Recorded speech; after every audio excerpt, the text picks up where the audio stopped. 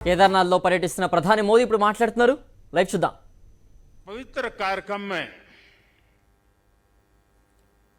हमारे साथ मंच पर उपस्थित सभी वरिष्ठ महानुभाव, इस पावन पवित्र भूमि पर पहुंचे हुए सभी श्रद्धालुगण, आप सबको आदरपूर्वक मेरा नमस्कार।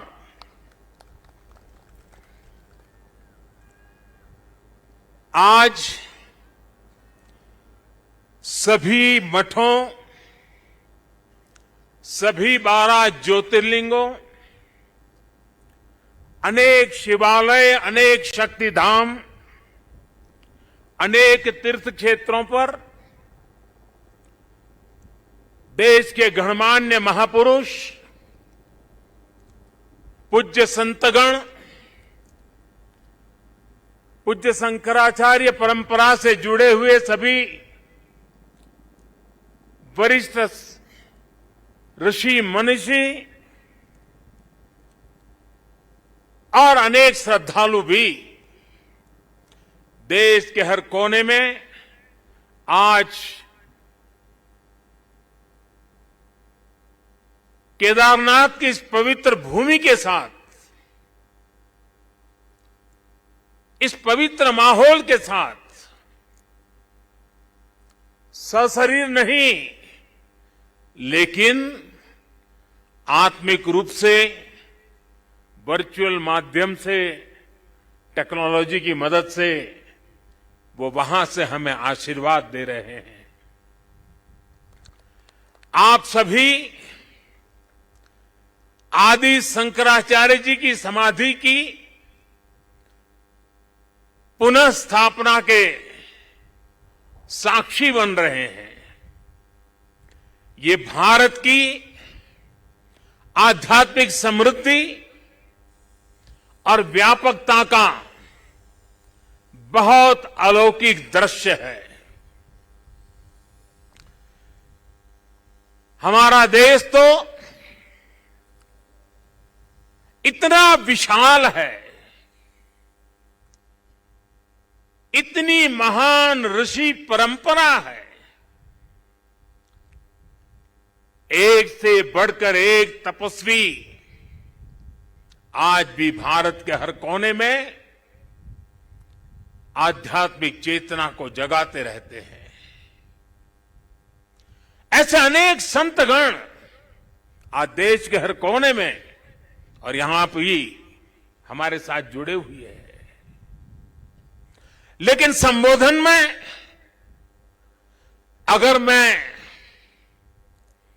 सिर्फ उनका नामोल्लेख करना चाहूं तो भी शायद एक सप्ताह कम पड़ जाएगा, और अगर एकाध नाम छूट गया तो शायद मैं जीवन भर किसी पाप के बोझ में दब जाऊंगा। मेरी इच्छा होते हुए भी मैं इस समय सभी का नामोल्लेख नहीं कर पा रहा हूं, लेकिन मैं उन सबको आदरपूर्वक प्रणाम करता हूं। वे जहां से इस कार्यक्रम में जुड़े हैं, उनके आशीर्वाद हमारी बहुत बड़ी शक्ति है। अनेक पवित्र कार्य करने के लिए उनके आशीर्वाद हमें एक शक्ति देंगे, ये मेरा पूरा भरोसा है।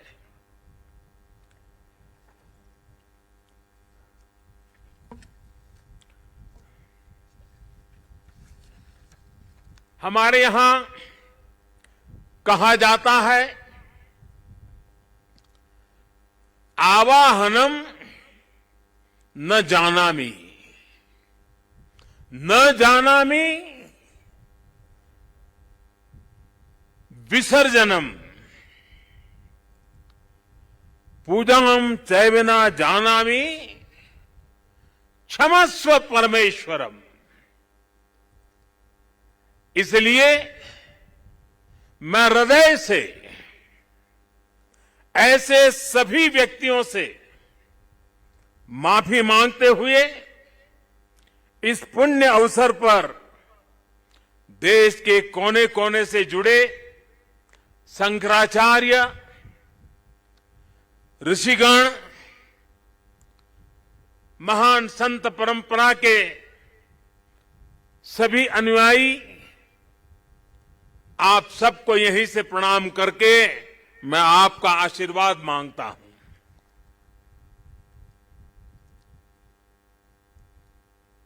साथियों, हमारी उपनिषदों में आदि शंकराचार्य जी की रचनाओं में कई जगह नेति नेति, जब भी देखो नेति नेति, एक ऐसा भाव विश्व नेति नेति कहकर एक भाव विश्व का विस्तार दिया गया है। रामचरितमानस को भी अगर हम देखें तो उसमें भी इस बात को दोहराया गया है, अलग तरीके से कहा गया है। रामचरितमानस में कहा गया है कि अभिगत अकथ अपार, अभिगत अकथ अपार, नेति नेति नित निगम कह, नेति नेति नित निगम कह। अर्थात कुछ अनुभव इतने अलौकिक, इतने अनंत होते हैं कि उन्हें शब्दों से व्यक्त नहीं किया जा सकता। बाबा केदारनाथ की शरण में आकर जब भी आता हूं, यहां के कण कण से जुड़ जाता हूं। यहां की हवाएं, ये हिमालय की चोटियां, ये बाबा केदार का सानिध्य न जाने कैसी अनुभूति की तरफ खींच के ले चला जाता है, जिसके लिए मेरे पास शब्द है ही नहीं। दीपावली के पवित्र पर्व पर कल मैं सीमा पर अपने सैनिकों के साथ था और आज तो ये सैनिकों की भूमि पर हूं। मैंने त्योहारों की खुशियां मेरे देश के जवान वीर सैनिकों के साथ बांटी।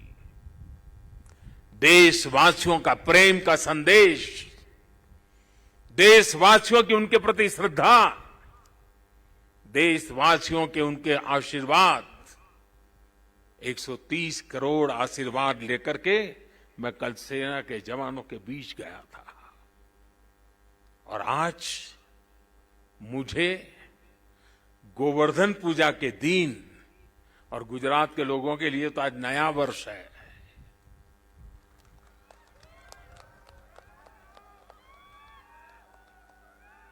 गोवर्धन पूजा के दिन केदारनाथ जी में दर्शन पूजन करने का मुझे सौभाग्य मिला है।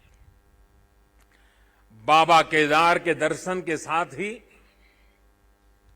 अभी मैंने आदि शंकराचार्य जी की समाधि स्थान, वहां कुछ पल मैंने बिताए। एक दिव्य अनुभूति का वो पल था।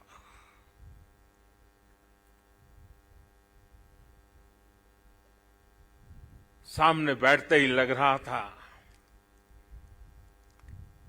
कि आदि शंकर की आंखों से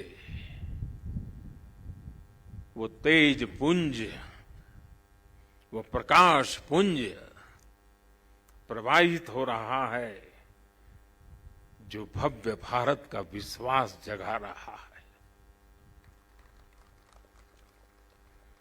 शंकराचार्य जी की समाधि एक बार फिर और अधिक दिव्य स्वरूप के साथ हम सबके बीच है।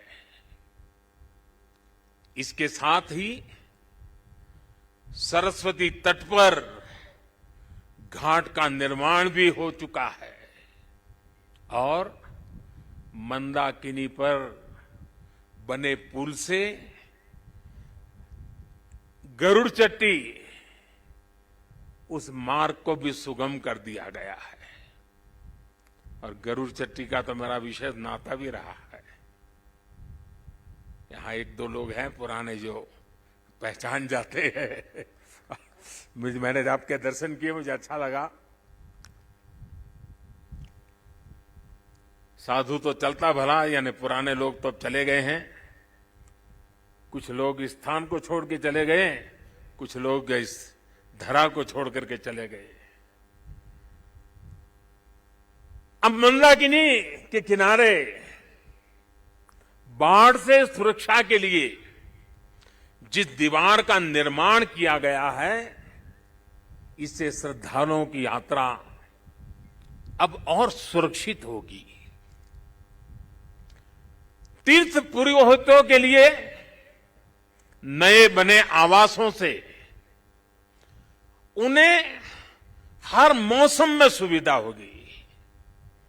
भगवान केदारनाथ की सेवा उनके लिए अब कुछ सरल होगी, कुछ आसान होगी। और मैंने तो पहले देखा है, कभी प्राकृतिक आपदा आ जाती थी तो यात्री यहां फंस जाते थे, तो इन पुरोहितों के घरों में ही एक एक कमरे में इतने लोग अपना समय बिताते थे।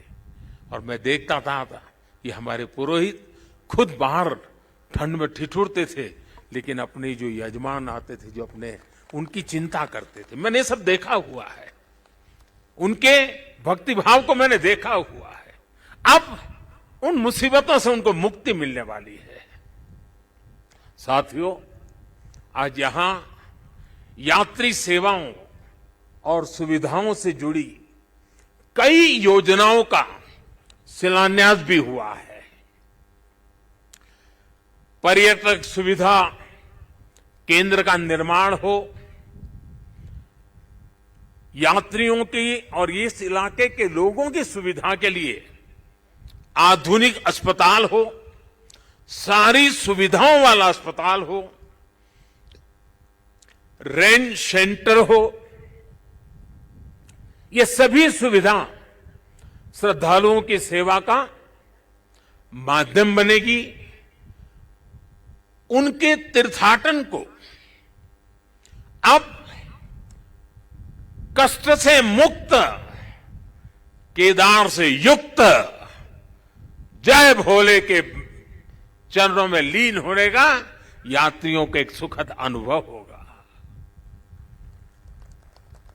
साथियों, बरसों पहले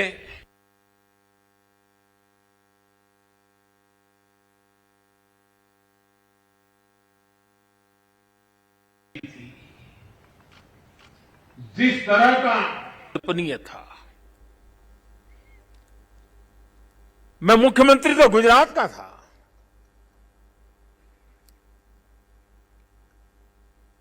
लेकिन मैं अपने आप को रोक नहीं पाया था। मैं यहां दौड़ा चला आया था। मैंने अपनी आंखों से उस तबाही को देखा था,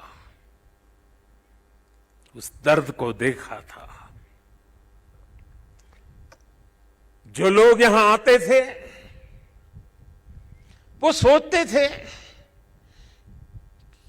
कि क्या अब ये हमारा केदार धाम या हमारा केदारपुरी फिर से उठ खड़ा होगा क्या? लेकिन मेरे भीतर की आवाज कह रही थी, ये पहले से अधिक आन बान शान के साथ खड़ा होगा।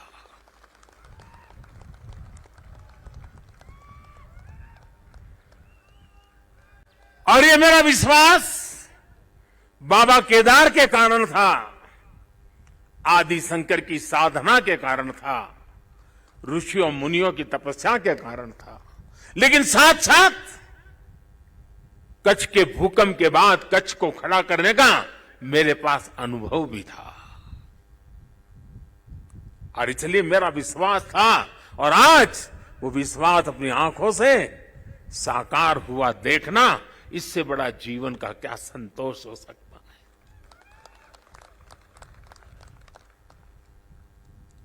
मैं इसे अपना सौभाग्य मानता हूं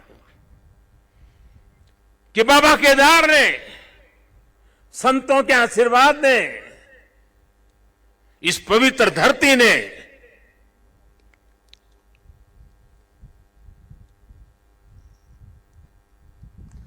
जिस मिट्टी ने, जिसकी हवाओं ने कभी मुझे पाला पोसा था,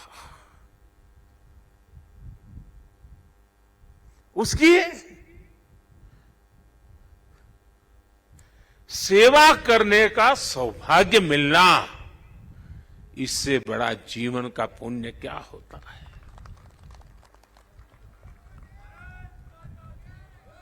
इस आदि भूमि पर शाश्वत के साथ आधुनिकता का ये मेल, विकास के ये काम भगवान शंकर की सहज कृपा का ही परिणाम है। ये ईश्वर नहीं क्रेडिट ले सकता, इंसान क्रेडिट नहीं ले सकता, ईश्वर कृपा ही इसकी हकदार है।